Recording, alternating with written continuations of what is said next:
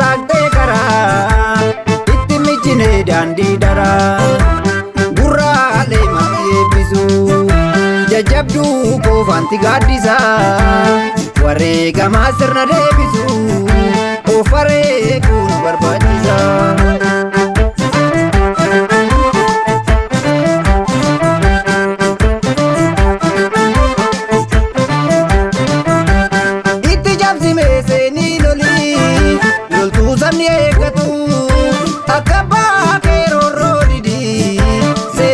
Rafatu itti jabsi meeseni loli si eegabbanaka Oromoo warra dhaalee qabdu kanaaf lagannee ragaa guuta kaayuuf kattisuu deemsisuuta ilaali barii akkuma boonbuune kufuusa basaa buqqisee hundeen kaasa laaluuf eegii akka bukkaan taane duumessaa'ee dukkana garaan waaqa yeroon geesse waatu dhalachuu laata sirna moofaa sinbume sirna moofaa lammii corachaa kan turte erga kaata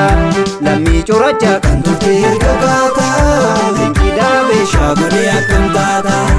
lammii corachaa kan turte erga kaata leenjidhaa beeshaa godhee akkam taata.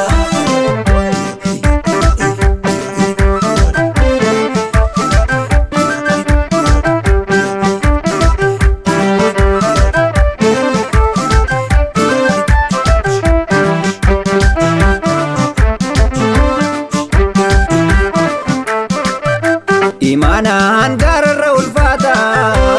nyaatini galfata abboota sabni koo beekadha duraanu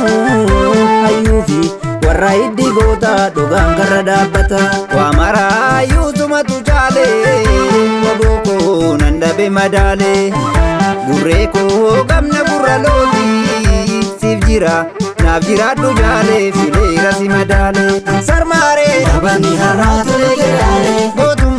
Tolfane harkaan dhalootuma sarmaaree dhabanni har'aa tole jedhaale gootummaa tolfane harkaan dhalootuma.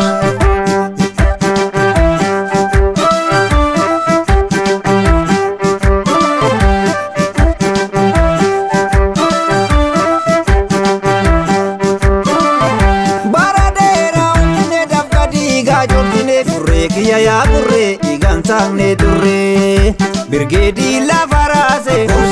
waatu dhalachuu deema ayyaantuun waasaase akkasimoo akkanuma gaheera barri dhuma birgeedii lafa raase waatu dhalachuu deema ayyaantuun waasaase akkasimoo akkanuma gaheera barri dhuma akkasimoo akkanuma gaheera.